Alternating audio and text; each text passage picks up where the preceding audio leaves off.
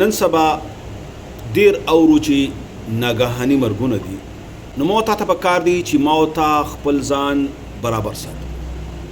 خصوصا هر ورځ د ختمېدو په وخت کې خپل ځان سره محاسبه او حساب کول. حاسبوا انفسکم قبل ان تحاسبوا. عمر فاروق رضی الله تعالی عنہ مشهور وینا د خپل ځان سره حساب وکي، دا غي ورځ نه مخکې چې تاسو سره حساب وکړئ شي، دا غي ورځ نه مخکې چې تبا د الله تعالی په دربار کې حساب ته ودرېول شي، او ستا حساب بعد د قبر سره شروع شي، ستا د مرګ سره ستا امتحانه ابتدا شروع شو. مونږ بار درسونو کې دا ویلي دي، دا مرګ ستا امتحان ده، دا مرګ ستا ابتدا ده، دې ځنه بستا ابتدا کیږي، لہذا د قبر د پاره او د الله سره د ملاقات د پاره تیاری پکار دی. د نننۍ خبرې مقصد زما ذاتی دی او زما ذات سره هغه دا خبره ده اس پته نه لګیږي کې دې شي ممکن ده چې زر تر زره مونږ د دې تورو خاورو غیږ ته لاړ شو او د بابای عبدالرحمن د قول مطابق یو دیوال ته مخ او بل ته دشا شي. نو په دنیا کې قسم خلکو سره زندګۍ نه تیرې کړې دي، قسم خلکو سره کاروبارونه کړي دي، روزګارونه هم کړي دي. موږ کوشش کړی دی چې الحمدلله په صحیح طریقې سره خپل او پردو سره وچلیږو، که مسلمان دی او که کافر دی، او قصدن بم د الله تعالی په فضل او کرم سره چا سره زیاتې نه کړي، نه بم د چا حق تلفی کړي، نه بم د چا حق قصدن خورلی او نه متزرخه کړي دي. د الله تعالی فضل، د الله تعالی احسان، د الله تعالی مهرباني ده. بیا هم انسان کمزور دی، نفس او شیطان ور سره دی، د مختلفو مرزونو د وجه نه کله کله انسان غوسه شي، که زمونږ د ذات د وجه نه د چا عزت ته نقصان رسیدلی وي، د چا عزت ته دک رسیدلی وي، چا ته پریشانی رسیدلی وي، نو مونږه معافي غواړو او دا درته وایو چې انشاءالله مونږ به تاسو په دعاګانو کې یادو، او مونږ هغه ټول ملګري که چا زمونږ مال ته نقصان رسولی او که چا زمونږ ذات ته نقصان رسولی، مونږ د الله دپاره او د الله تعالی په فضل او د الله تعالی په مهربانۍ باندې هغوی معاف کړي دي. او زه اکثر دا یو خبره کومه چې نن مونږ خپل ځان په خپله پریشانه کړی دی،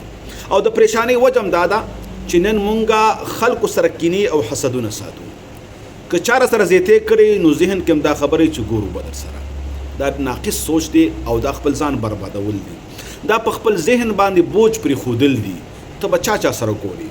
او ته به چا نه بدل اخلي، او دا دومره بوجونه به ته تر کومه په خپلو دماغو باندې ګرځي. دماغ خو د الله تعالی یو مخلوق دی او دا خو آرام غواړي او ته پې بوج ګرځي. زه اکثره دې اسانه یو مثال بیانومه، تا دا یو لاس دی، دې کې تا چابې ونیولي، تا په دې کې دا قلم ونیوه، تا په دې کې دا ګلاس ونیوه، ورسره یو بل شی دې راواخیسته او تا په دې لاس کې ونیوه، نو ته به په دې لاس کې څومره اشیا نیسي او تر کومې به یې نیسي او تر کومه به یې حفاظت کې او تر کومه به ورته توجه کې. ښه خبره دا ده چې مصیبت راغی، پریشانی راغله، چا د سره زیاتې وکړه، که خپل دی او که پردی دی، دا مو وایه چې ګورم به در سره، بس وایه د الله دپاره مې معاف کړي. نن دلته دا یو بله خبره هم درته کومه، که تا سره ظلم وشو، د مظلوم بددعا قبلیږي. حدیث کې راځي د مظلوم د بددعای او د الله تعالی په منځ کې حائل نه وي، ډایرک رسیږي الله تعالی ته. تاسو د مظلوم د بددعای نه ځان وساتئ. نو چې کله ته مظلوم شوي نو زما د نصیحت والا، که ته بددعایي کې او ستا بددعایي قبلیږي او بل بربادیږي، نو تا ته به څه فایده میلاو شي. کیدای شي ته په یو وخت کې دغه په بربادۍ خفه شي، کیدای شي دغه د بربادۍ نقصان کله تا ته هم ورسیږي او تا ته هم دک ورسیږي، نو یو بل کار ولې نه کوي؟ دغه وخت کې چې دعا قبلیږي، بددعا قبلیږي، نو دعا هم قبلیږي، ځکه د الله تعالی سره ستا یو خاص کانټیکټ برابر شوی دی. دغه وخت کې ځان ته او خپل اهل عیال ته او خپل دینی او دنیوي حاجتونه الله نه وغواړه چې الله تعالی ستا د حاجتونه پوره کړي، او الله به داسې یو مقام درکړي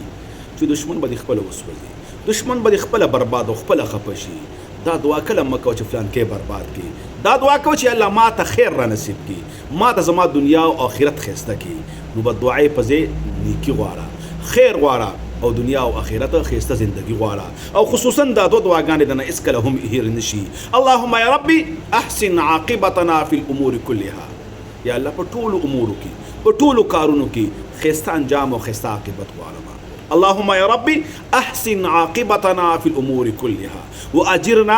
من خزي الدنيا وعذاب الاخره. یا الله ما د شرمندگی د دنیا او د عذاب د آخرت نه بچ وساته، او دیما دا دعا کوا اللهم اني اسالك العفو والعافيه في الدنيا والاخره یا الله زستان عفو غارم او به عافیت غارم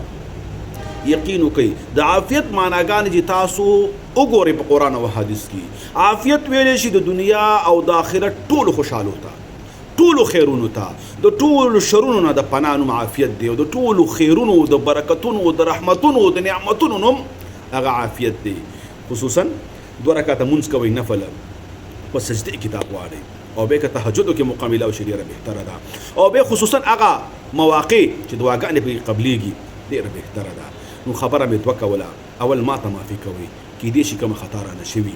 دویمه خبره دا ده چې کله به دعای کوي چاته نو ځان ته دعا وکړي او اخري خبره دغه 2 دعاګانې بار بار وایي دا د نن ورځې یو نصیحت دی او د کونړ مسلمانان په خپل دعاګانو کې یاد کړي حقیقت دی چې په هغوی باندې نن ډېر زیات سخته ورځ ده رب العالمین دی د هغوی شهیدانو ته عظیم اجرونه ورکړي د هغوی زخمیانو ته الله شفا ورکړي او چې کوم پاتې خلک دي الله د هغوی ته صبر جمیل ورکړي